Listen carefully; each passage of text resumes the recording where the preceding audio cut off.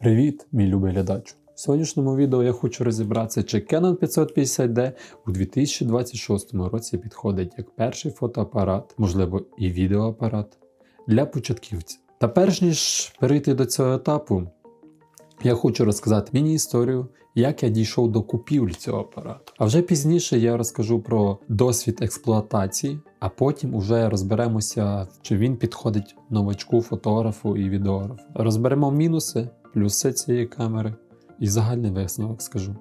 Якщо тобі не цікаво, ти можеш скористатися тайм-кодом і перегорнути вперед. 2018 рік. Будучи по класиці бідним студентом, я купляю свій перший апарат. Називається він Sony Cybershoot. Цей апарат взагалі без змінного об'єктива і він працює на батарейках. Тобто мені потрібно кожних 30 хвилин, якщо я фотографую, змінювати батарейки, якщо знімаю відео, кожних 10. Це мене, в принципі, не зупиняло. День за днем я просто робив фото і клепав відео. Навіть зняв з друзями короткометражку. Чисто випадково я знаходжу такий канал, як Freemax. В нього на каналі я дізнаюся в одному з відео про такий апарат, як Canon 600D. Я прям загорівся ідеєю купити його. Автор каналу Freemax Максим Русаков дуже прям гарно його прорекламував, можна сказати. І мені прям захотілося його купити. Я так сильно загорівся покупкою цього апарату, що думаю, все, купляю собі. Купляю ноутбук і тут здавалося, все, маю купити Canon 600D.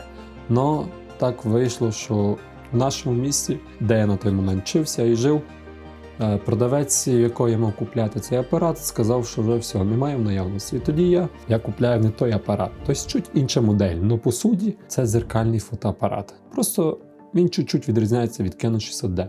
І ось істинний момент у моїх руках Canon 550D.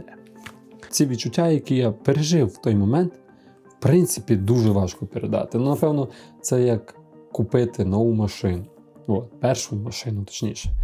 І зразу, не затягую, провожу першу зйомку, фотозйомку, потім другу, третю. І на моєму рахунку з кожним днем, з кожним тижнем все більше і більше фото відзнятих на цей апарат. Тоді я задумовуюся. Може пора вже знімати відео. На той момент в мене була карта пам'яті всього лише на 1 ГБ. Тобто для фото того було достатньо, але для відео ні. І тоді я купляю собі карту пам'яті вже чуть-чуть більшу по об'єму і знімаю своє перше відео на цей фотоапарат. Потім знімаю з друзями короткометражку. І 2024 рік на цей же апарат я з другом знімаємо музикальний кліп. А вже через півроку знімаю, чи через 2 місяці знімаю свій короткометражний фільм. Правда, не ні з ким, просто в одиночку на цей же апарат. За весь цей час використання цього апарату я відчував тільки любов до цього процесу. Про те, як я дійшов до покупки цього апарату, я вже розказав, а тепер хочу розібратися, чи Canon 550D у 2026 році, будучи кропнутим, підходить новачкові. Цей апарат в першу чергу підходить для фото. В ньому немає автофокусу у режимі реального часу. Автофокус тут здійснюється тільки за допомогою кнопки. Тобто покласти на штатив і розраховувати на автофокус ти вже не можеш. І якщо ти, будучи відеографом, купляєш цей апарат, це, початківцем в першу чергу, купляєш цей апарат, ти вже маєш обмеження. Якби такий жирний мінус для відеографа. Плюс, якщо ти починаючий ютубер, другий мінус – це відсутність поворотного екрану. Екран тут статичний і не сенсорний. Керування здійснюється за допомогою кнопок. Про сенсор ви можете повністю забути. Для відеографа це великий мінус.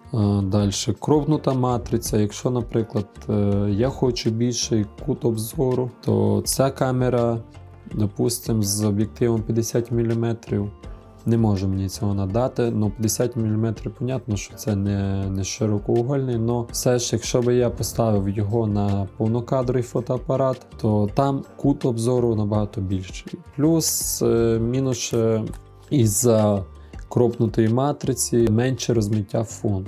Тобто, якщо, наприклад, я поставлю 1.8 об'єктив Canon на цей апарат, то він мені буде десь давати 2,8, да? 2,3 чи 2,4. Я не сильно в цих цифрах прошарений, але тобто він вже менше розмиває фон. Якщо я його поставлю на повнокадровий фотоапарат, то він, якщо пише на об'єктиві 1,8, то він мені буде й давати 1,8. В цілому це мінус не цього апарата, бо я, напевно, правильно виразився, це мінус кропнутого апарата, з кропнутою матрицею. Тому, скоріше всього, це не його мінус. Мінуси я озвучив. Плюси, як такі, вони самі банальні для першої дзеркальної камери. Сам габарит цієї камери. Мені подобалися іменно корпуса кенонівські. Зручно сиділи в руці. Плюс тут є спишка, я неоднократно її використовував. Автофокус, який би він не був, але він автофокус, рівна зйомка там невелика для такої 9 кадрів в секунду. Но вона присутня, може менше, я не знаю, вже не пам'ятаю. Є можливість підключити мікрофон, який я ні разу не використовував, навушники, які я теж ні разу не впихав. Все, що я використовував на той момент, це два об'єктива, 50-ку і цей, який йшов у комплекті. На нього є багато об'єктивів. Плюс Canon в цілому це бюджетна фірма, принаймні кропнуті фотоапарати у них бюджетні. І я вважаю, що це дуже такий великий, жирний плюс. Що таке взагалі перша камера для початківця? Можливо, це телефон з нормальною камерою, можливо, це якась мільниця, можливо, відеореєстратор, можливо, екшн-камера. Все, що в принципі має функцію запису відео, фото, можна назвати першою камерою. Но є нюанс. В твоїх руках може бути і професійна якась кінокамера, може бути і полупрофесійна, типу FX3. Но якщо в тобі немає зацікавленості, неважливо яка камера. Ось, наприклад, моментик з мого досвіду. В студентських роках, коли в мене ще не було цього апарата, був тільки той Sony Cybershoot, мені дав знайомий на 2 дні Canon вроді 2000D. Це ще гірше від цього апарата, хоча це хороший апарат. Ну, на той момент він мені показався максимально професійним, там дуже багато можливостей. Це мені дали ввечері, і я зранку проснувся спеціально, щоб піти на нього познімати. Я його брав, я ще там підзаробляв десь, то це перед роботою я його взяв, оце познімав, потім взяв, що на роботу, його теж там познімав. Тобто, у мене була зацікавленість. І неважливо, який апарат, я йшов знімати.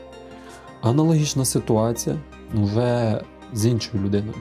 Я думав, що в неї буде таке саме. В червні я їй віддав цей апарат, недавно тільки забрав. І за весь цей час, скільки в неї цей апарат був, вона провела 3 зйомки. Тобто зацікавленості в неї не було.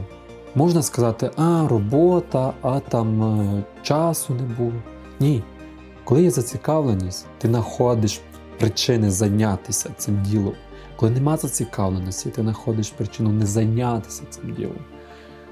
Тому, знову ж повторюся, зацікавленість має бути в першу чергу. І неважливо, який в тебе буде перший апарат. Цей, чи, можливо, Sony ZV-10, який зараз мене знімає. Доступність функції не так сильно грає роль, як грає роль іменно внутрішнє бажання займатися цим. Як перший апарат, він максимально підходящий варіант. Тому що в ньому є все необхідне для новачка. Єдиний, я кажу, жирний мінус – це відсутність поворотного екрану. Якщо ти хочеш себе пробувати в різних ракурсах, то це тобі вже не підходить. Но перш ніж ти дойдеш до того, ти будеш, мінімум рік так точно радіти тому, що він в тебе є.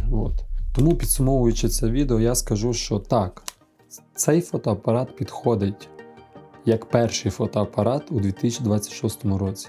Але якщо в тебе є зацікавленість до фотозйомки. Це така особиста моя думка. Ти можеш погодитися з нею, можеш ні, твоє діло.